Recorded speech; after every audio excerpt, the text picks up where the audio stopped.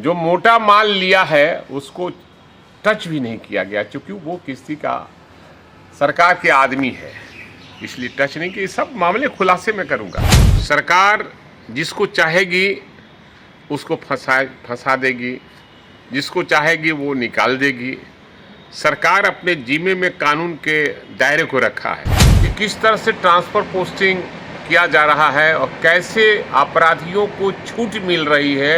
नमस्कार, स्वागत है आपका देशवा न्यूज में और मैं आपके साथ राजनंदी। देखिए, बिहार में नए कानून लागू होने को लेकर जो सियासत है फिर से तेज हो गई है। सियासी गलियारों में हलचल तेज हो गई है। हम आपको ऐसा इसलिए बोल रहे हैं क्योंकि नए कानून लागू होने को लेकर बयानबाजी चल रही है। ऐसे में भाई वीरेंद्र जो है उनका क्या कुछ कहना है इस पूरे मुद्दे पे, आप एक बार खुद सुन लीजिए। कि न्याय की जो कानून का जो बना हुआ है 3 कानून, उससे लोगों को न्याय नहीं मिलेगा।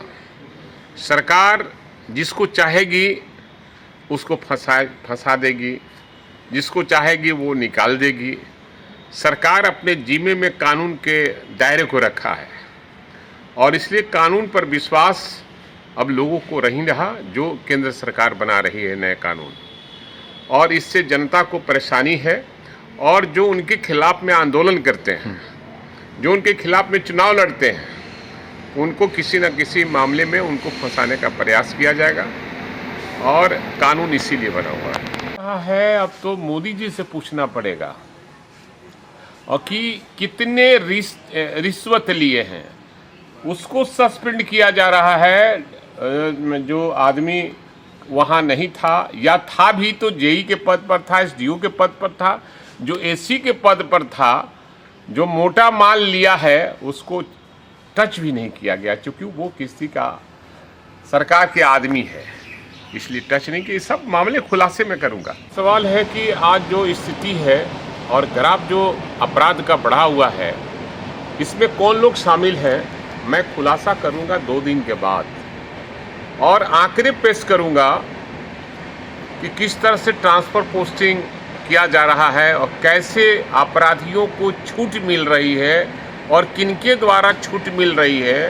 कुछ ऐसे आपराधिक तत्व के लोग जिन्हें आपराधिक मामले में कई बार जेल जाना पड़ा है, और वैसे लोग आज सरकार में शामिल हैं और शामिल हैं। वैसे लोगों को सरकार तरजीह दे रही है और वैसे लोग ही बदमाशों को, क्रिमिनल को तरजीह देने का काम कर। 2 दिनों में खुलासा होगा, बड़ा खुलासा रहेगा। मैं 2-3 दिन में आप लोग को बुलाऊंगा, खुलासा करूंगा कि कैसे ट्रांसफ़र पोस्टिंग हुआ है, किन लोगों को कहाँ भेजा गया है, कौन लोग दागी थे जो अपराधियों से उनकी मिली भगत थी और वह कैसे उस पद पर चले गए। तो आपने सुना किस तरीके से भाई वीरेंद्र कह रहे हैं कानून बनाने से कुछ नहीं होगा। साफ तौर पे उनका निशाना है केंद्र सरकार पे, जो जिसके बारे में उनका मानना है कि केंद्र सरकार वही करेगी, उन्हीं को सजा देगी जिसको वो चाहती है। साफ तौर पे केंद्र सरकार पे निशाना साधते हुए कह रहे हैं कि केंद्र सरकार का ही हाथ रहता है। अगर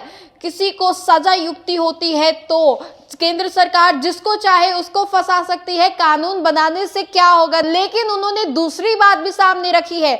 बिहार में जो आपराधिक घटनाएं बढ़ रही है उसके बारे में भी उन्होंने कहा है कि इसके पीछे किसका हाथ है, उसका ये 2 दिनों में पूरी जानकारी भाई वीरेंद्र खुद देंगे कि आखिरकार आपराधिक घटनाएं जो हो रही है इसके जिम्मेदार कौन है, कौन लोग हैं जो ये आपराधिक घटनाएं कर रहे हैं। भाई वीरेंद्र ने बड़ा खुलासा किया है कि मैं खुद, यानी कि भाई वीरेंद्र खुद 2 दिनों, महज 2 दिनों के भीतर खुद जानकारी देंगे कि ये पूरी जो आपराधिक घटनाएं हो रही है किसके अंडर हो रही है और कौन करवा रहे हैं। फिलहाल इस खबर में इतना ही। हमें दे इजाजत, बने रहिए हमारे साथ और देखते रहिए देशवा न्यूज। धन्यवाद।